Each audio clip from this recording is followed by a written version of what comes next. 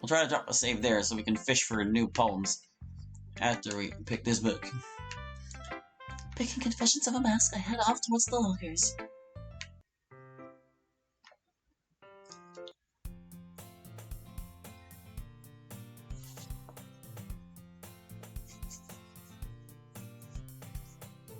Fortunately, it does the random poem thing after we've already written ours, and the skipping will stop us there, so that's good. We can, like, get close enough and make sure we get it.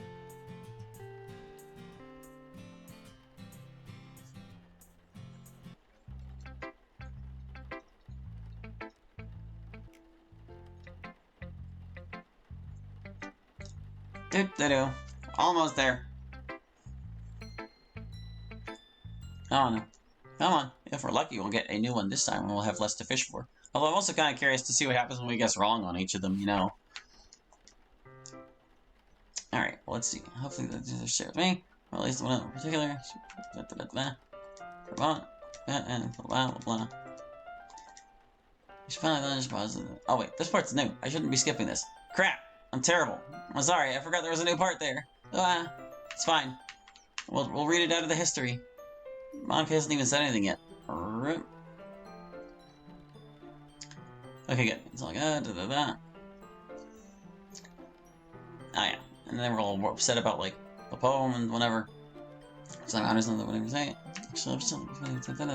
Alright, you know. Well, at least one of them in particular, whom my gaze presents yourself to. Whatever funk came over Monica earlier still seems to be there. I can see it written all over her as she twirls that distinctive pen of hers between her fingers. For a moment, I consider approaching her to see if I can help, but then something happens. With a sudden effort, she straightens up in her seat and stops fidgeting, her face purposeful. Looking much more like the star student that she is, she commits line after line to the paper, almost with a beat, and definitely with nary a correction. It's impressive to watch. Alright, do I click this to go back? Oh my god. Once she's finally done, she pauses a moment and draws a small sigh before flashing me a gorgeous smile as if reassuring me that all is well. Darn, did she know that I was watching her all this while? In retrospect, I shouldn't have expected anything else, really. How are we all doing? I'm done with mine. Alright, so I'm not gonna click skip because I want to make sure we don't miss. Since spring, some talent, let's divvy them up. That she clicks sheets of paper, carefully folding them once, twice, thrice. Finding them back to us at random. Is that close enough? I don't know. I'm gonna save this one over the first file, so we still have access to the books, in case I mess something up terribly. And frill and carefully scoot. Okay, that sounds even closer. Turn. Okay, so this time we got Monica's again. We'll guess wrong on Monica's and see how she feels about that. And the moment I see Monica's expression, I already know I've chosen wrongly. And judging from the look itself, the true author's identity is pretty obvious. I bite my lip and shift uncomfortably in my seat. So much for being a good fit for the literature club. I'm sorry, Monica. I really should have known, especially since I took a gander at something else that you wrote yesterday. To my surprise and relief, Monica's subsequent words are far from chagrined. It's all right, MC. I can't truly blame you. This poem's admittedly rather different from the story I showed you. And not all that different now that I look back and compare. The abstract format and the stream of consciousness style of the earlier story are actually present here as well. I guess I was trying to read too deeply into this poem to see the clues that were staring me right in the face. Oh? Yeah, you know what they sometimes say about how there's a little bit of the author's heart and soul in their work. A touch of their personal experience. I was trying to look for that as I analyzed the poem, and I ended up concluding that something with such a, morbid theme could possibly be associated with you. Monica's looking at me very intently as I speak, which makes me belatedly realize the flaw in my reasoning. Then again, I was probably presumptuous to associate it with any of the others either. I think I'll just shut up for now. There was a brief, tense silence during which I braced myself to have more dirt fill the hole I've just dug myself into. But once again, the outcome was entirely unexpected. That's so much more intuitive feeling approach to praising literature than I would have given you for credit for, MC. Sure, I didn't mention the correct answer this time around, and even you yourself can appreciate that there's pitfalls to the method.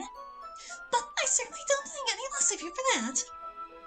In fact, I'm pleased to see someone take a different tack and think outside of the box. We're all here to learn and improve ourselves. And I'm positive you'll eventually be in for great things. You're too kind, Monica. I'll try harder next time and do my very best. Such a wise, nuanced response. I can readily see how she became president. Well, actually, she became president by starting the club. But anyway. As her gaze falls upon the title of the book I retrieved from my bag, Monica's expression changes. An entire range of emotions seem to flow through her pretty features within the span of just a few seconds. Recognition, wonderment, possibly even a note of sorrow. When her smile eventually returns, it's not the same as it previously was. It's now tinged with wistfulness, bittersweet. The lingering suspicions I had yesterday I brought to the fore once again. And this time around I cannot help but voice my concern. Is everything all right, Monica? Just pleasantly surprised is all. I didn't think you'd ever find anyone else who appreciated Mishima. Again, I'm not sure if there isn't more of it to this. But in the interest of dispelling any awkwardness and keeping things positive, I bite. Well, there's certainly plenty to appreciate. Monica inches closer. Her body language conveys an air to her I've never seen before. An air of vulnerability. Do tell, I'm all ears. Shrugging aside my bemusement, I oblige her. He really knows how to paint a tragic picture. I don't think I've ever encountered a more tortured, repressed individual in any work of literature than poor Ko-chan here. Monica nods solemnly. It's difficult enough to bear once to herself in this day and age. I can only imagine it, or what it must have been like back in the 40s. Such a hyper-masculine period in time, what with the war and all that. And yet that's precisely what Mishima managed to do with this book, bear himself. Her smile broadens, if only for a moment. You figured it out too, huh? That's the story. It's at least partly autobiographical in nature. Even if you're not familiar with Mishima the man, a lot of the story still feels much too raw, much too visceral to be purely made up. Indeed, one can tell that it comes from within, that a good chunk of it is born of hard experience. That personal touch is what makes it speak to me. So personal that it's sometimes impossible to read the book without feeling that I'm an intruder into Mishima's life. A fly on the wall. Which brings to mind what we spoke about earlier, about an author's emotions and experiences infusing their work. Granted, he literally mastered the entire thing as a novel, but it still took a lot of guts to pour his innermost thoughts and fantasies onto paper. And then publish them. It did! If only some of us were so courageous! Silence descends again. I eventually break it by clearing my throat. I'm moving back to Ko-chan. Yes. While I pity the guy for having to conceal his true nature from the world, I can't help but feel sorry for Sonoko as well. Monica sucks in her breath. It's a difficult situation for both of them. Definitely. If only things could have worked out a bit different way. On the subject of Sonoko, I found it odd that Ko-chan would seek his mother's counsel about marrying her. Did you know? Yeah, I mean, the story establishes almost from the get-go that he and his mom aren't close. And yet, there he goes, seeking her opinion about such an important decision. There's that pang of hurt again, crossing her face. Maybe he's afraid. Maybe he's hoping that his mother will advise him not to marry Sonoko, so he won't have to refuse the poor girl himself. That way it would be Mom's decision and responsibility, not his. Monica closes her eyes for a few seconds. When they open again, it's as though she's gazing off into a different reality entirely. I guess children can never really get themselves free from their parents' apron strings, can they? No matter how contentious their relationship is. She bites her lip and glances away.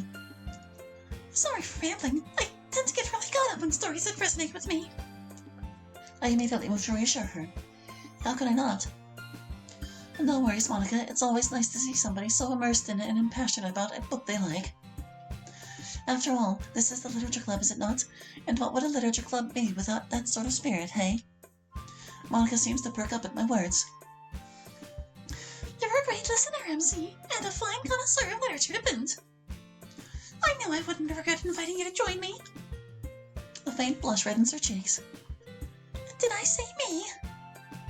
Sorry, us. I meant us.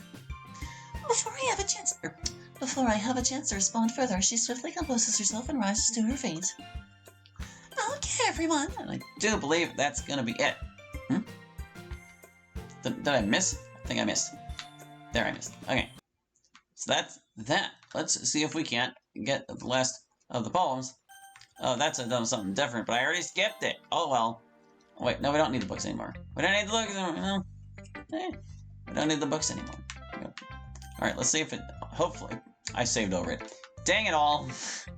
Dang it all. It's fine. No, it's fine. I also accidentally resized the window. Everything is terrible. It's all falling apart. No! Everything's bad. Well, now that we've saved over it, I guess there's no point in not reloading from there, huh? Hold on a second. Just hold on. We're gonna load. It's whatever, man. It's whatever. Give me those Wuthering Heights. Wuthering Heights, whatever. It's fine. It's fine, Gear. Everything's fine. I know you wanted to see this scene even one more extra time. That's why. That was why.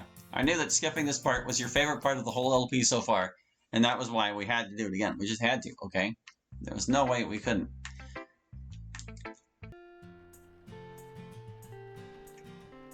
You wanted to see this girl do that little pose again.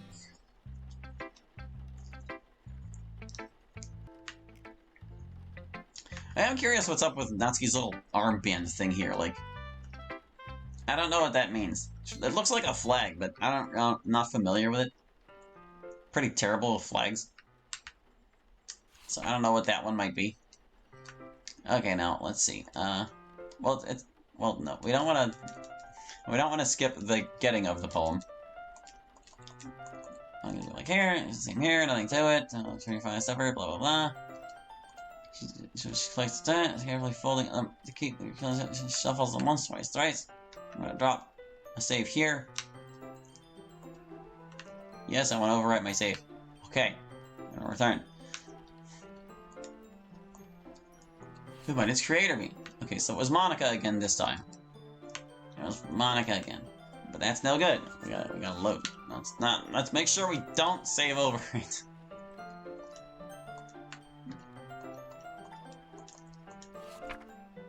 Okay, here we go. This time it's different.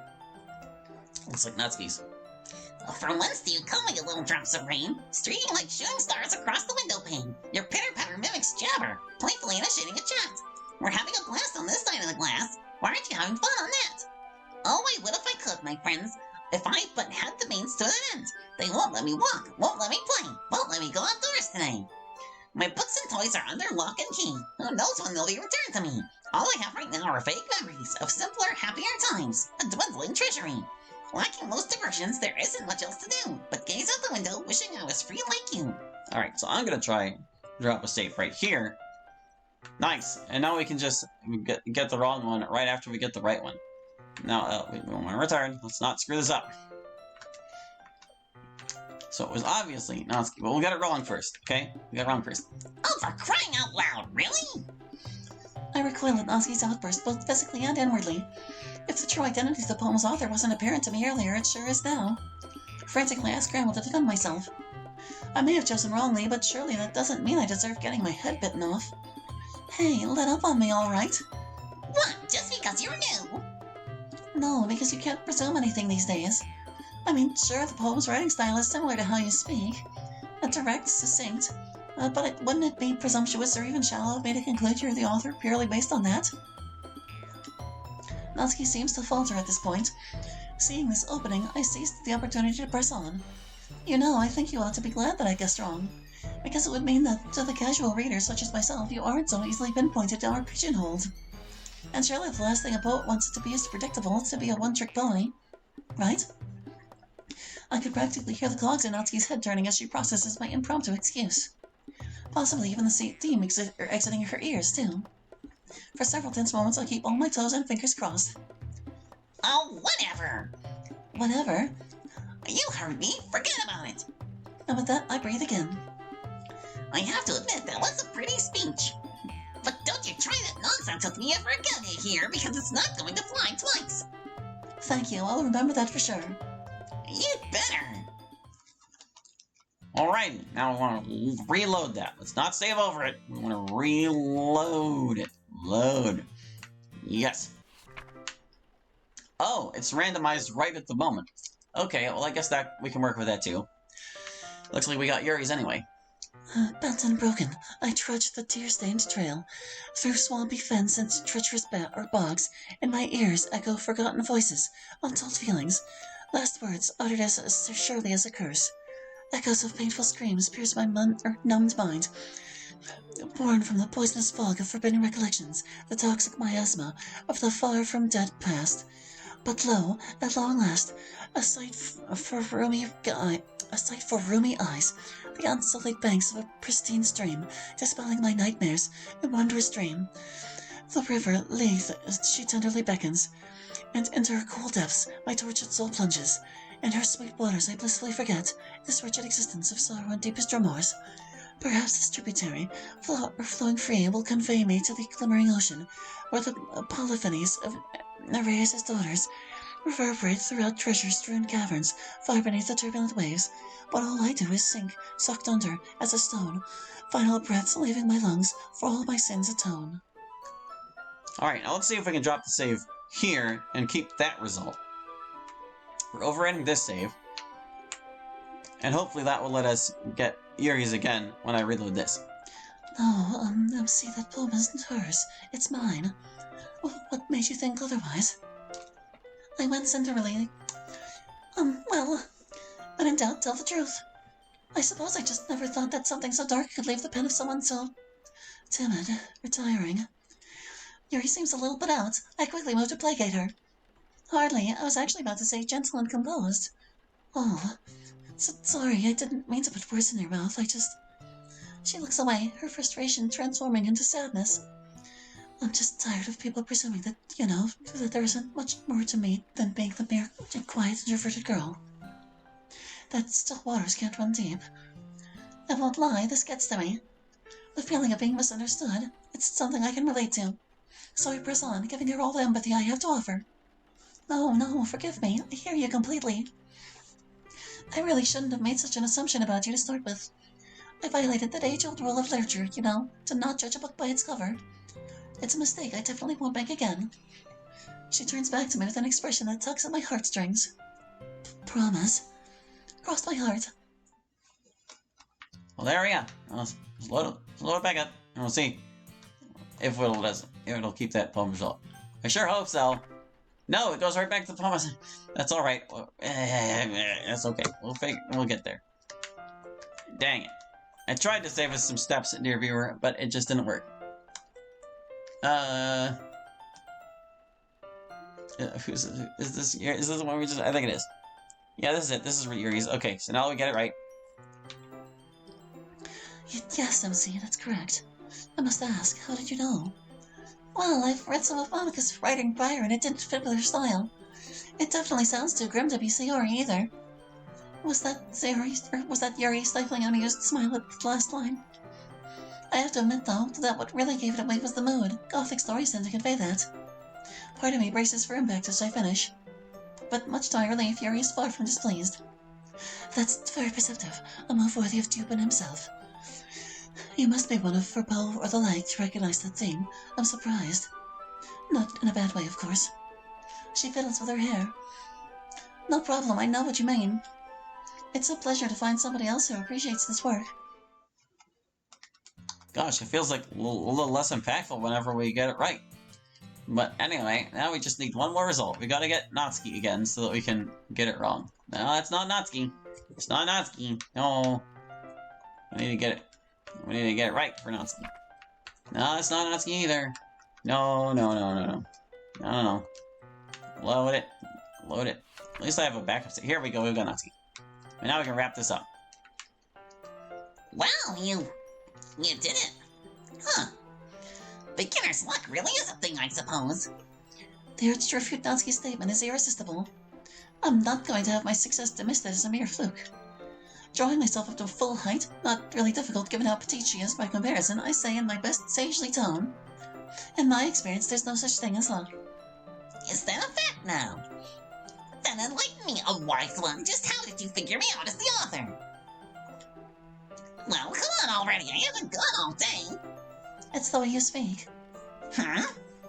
Yeah, direct, to the point. Never using 6 words or great bigger bombastic terms where 3 or fewer ordinary ones will do. And that manner of speech is reflected in your writing. A deceptive, simple style that's actually very succinct. That still manages to paint an effective picture. I don't know if you cooked that up on the spot or what, but even if you did, I have to admit that takes talent of sorts. If nothing else, you might just do well at improv or verse or open mic. Thank you. You'll find once you get to know me better that I'm more than just a pretty face. Natsuki gives me a derisive snort. And don't get too much of a big head about this, alright? But she's smiling as she said so. I can't help but chuckle too. Alright, well that seems to be it for this mod. I guess we'll have to see where they go with future iterations. They said it's going to be the most expansive DDLC mod, but I honestly encourage them to just not necessarily strive for that end, and only just make it as big as it needs to be. Like, for real. No need to draw it out if there's, like, not enough substance to draw it out or whatever. Don't want to spread yourself too thin. But that is going to do it for this one, so thank you for watching. I hope you enjoyed, and we'll catch you next time with more Doki Doki. Hope to see you then. Bye-bye. I feel like this splash screen sums it up pretty well, actually.